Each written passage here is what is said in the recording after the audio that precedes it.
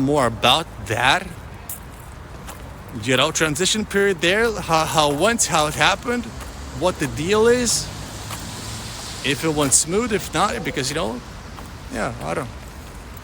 It's a fairly interesting place, and I would have to say that it definitely feels like no other. I don't know of any other like place in Europe that has the same vibe. I don't. It's very different, very unique.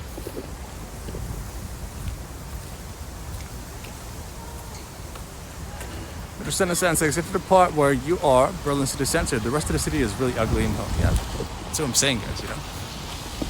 I mean, even this part is kind of questionable in some ways. Like even this part, like everywhere you look, there's always something that's like questionable looking. I mean, and like I said, the weather right now does not really help.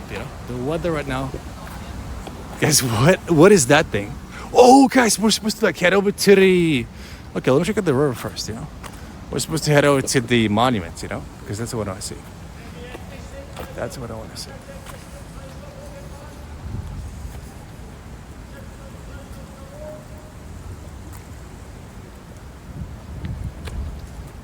All right, so that's the river.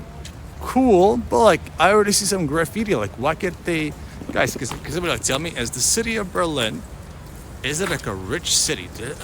Because I feel like they, like I don't know.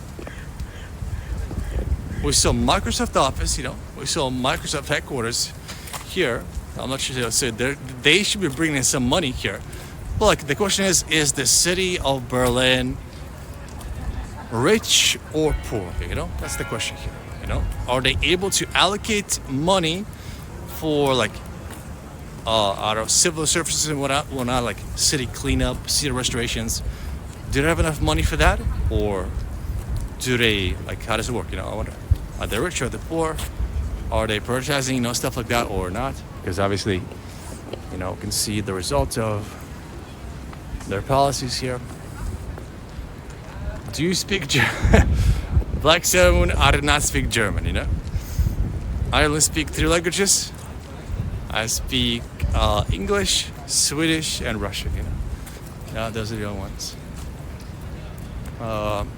German is somewhat close to Swedish though, so in some ways you can like semi get it, some of the words, but yeah, I don't actually speak German. But if I did, it would be kind of cool. I'll be like saying hello and stuff. I guess what is this? The Guggenheim,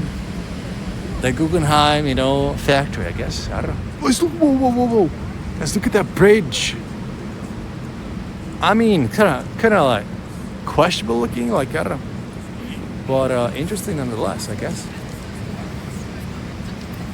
Mr. Buck Fonz, you can explain Germany like most of you with a single emote. Yeah, but like Mr. Buck Fonz, most cities in the EU, they don't look like this. They have like a modernization in effect. They got like new roads. They got clean buildings. Like if you guys never been to Budapest or want to visit, it's like a big city, clean, nice, safe, and it's supposedly in like a cheap country, like a worse-off country financially, but yet it looks like 5 times better than Berlin for sure, like easily, on a stack and a cappuccino. So for example, so I don't know. So I don't think it's a financial thing.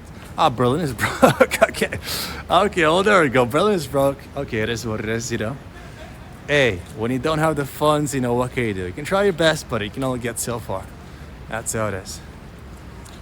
Who was it? Mr. Auro says, let's just say it's the only capital in Europe where if you take it away, the country would gain from it? Okay, well, interesting. I guess the history has a lot to do with it, right? That's my guess at least.